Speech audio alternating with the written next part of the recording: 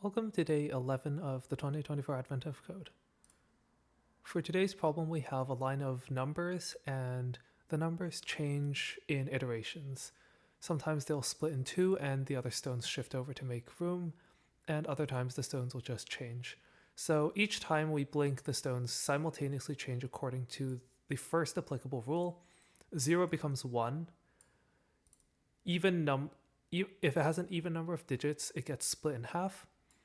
And if none of the other rules apply, so if it's odd length and not 0, then the number is multiplied by 2024. And the order is preserved. This step is very important. And so here's an example. The 0 becomes a 1, the 1 becomes 2024, the 10 gets split into 1 and 0, the 99 gets split into two nines, and the 999 gets multiplied by 2024 as well. And so our example is 125 and 17. And we want to determine how many stones will exist after blinking 25 times. So a bit of foresight that I didn't have during the contest, but probably should have. If you have an AOC problem that asks you what happens after a certain number of iterations, the second part is almost always going to be now raise that iteration count. What that means is, although 25 is not that big of a number and we can do an inefficient solution, it's usually the correct gamble to just work on a more efficient solution. You might lose a bit of time on solving part 1, but when it comes to part 2, almost always you'll be able to just take your number and make it bigger. As I didn't have that foresight, I will show how I did this the simpler way, but also the more inefficient way. So we can first grab our stones as a space-separated list of integers, and now we can implement those rules. So we can basically just keep iterating it. So for blank in range 25, we will create an output array, and then for each stone, if it is a 0, then we will replace it with a 1. Otherwise, if its string length is even,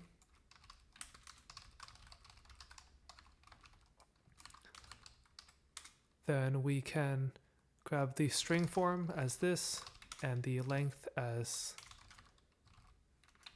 this. We could also avoid doing this computation by moving those like here, for example, which is how I did it during the contest. And then if it's even, we split it in half. So we would append the first half, and then the second half, like so. And otherwise, we just multiply by 2024. And at the end, our answer is just the number of stones. Also, we do need to replace the stones array each time, like so. And so that would give us our answer for part 1. Now, of course, as I mentioned earlier, that's not going to be nearly efficient enough for 75 times, as this has roughly exponential blowup. As you can see here, there's no way you can ever represent a list of this many numbers. So let's work on a more efficient solution. Instead of actually computing the entire list, we note that because the stones never change order, we never actually have to look at the stones together, because the stones also will not merge together, they will only split. What that means is that effectively our stones will follow a linear history completely independent of each other. So this might be what it looks like. For example, if this one splits, then it splits like so, and then we might get something where both of these split, for example, and then maybe this one splits, this one doesn't, this one splits, and this one doesn't. But as you can see, these are completely independent.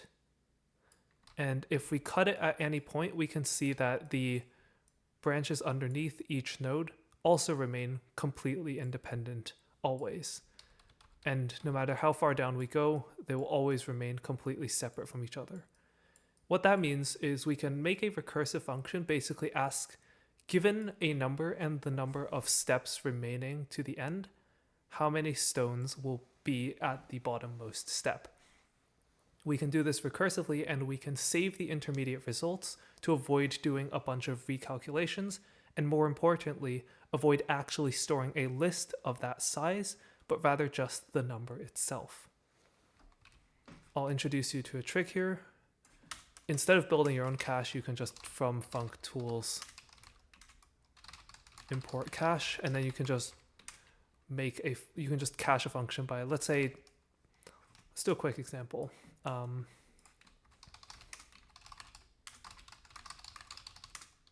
If we make a function return x, we can print f called with x, return x. Now if I call f on 3, you'll see that it prints out that it was called. But if I say g equals cache f, now if I call g on 3, it doesn't re-invoke the function. You'll see that it only mentions f being called once. The other times it remembers the result. And that means that it does not repeat its computations. And we can shorten this a bit using decorator syntax. This here, what it does is, if I define a function below it, this basically says, instead of f being assigned to just this base function, we'll take this function, pass it through the function specified by the decorator, and then assign that to f. It's basically the same thing as saying def hidden x, and then doing f equals cache hidden. These two are basically the same thing. If you want to write your own cache, it's not that hard either. You just need to make the cache key a pair of the number and the number of steps remaining. And so we can call our function count, for example, and it will take a stone and a number of steps remaining, which is initially 75. And so our answer will be the sum of the count of each stone with 75 steps remaining for each stone present.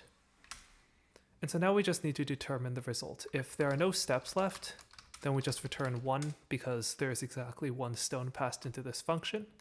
Otherwise, if the stone is equal to 0, we go to 1. So we count the number of results for if our next iteration is 1, meaning we also have 1 fewer step remaining. And then we can do string equals stir stone, length equals length string. If the length is even, then we split our stone, which means that our result will be split into the sum of the left and the right branches. So the left side will be the first half of the string. Note that it doesn't actually matter which order we do these in. And the second side will be the latter half of the string. And otherwise, we can just return the number times 2024, which gives us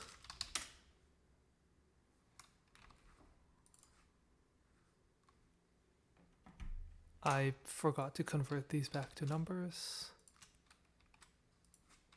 That's why we ran out of memory, because the strings will, when we double a string, when we multiply a string by 2024, it multiplies its length by 2024, so you can imagine why that would get out of hand.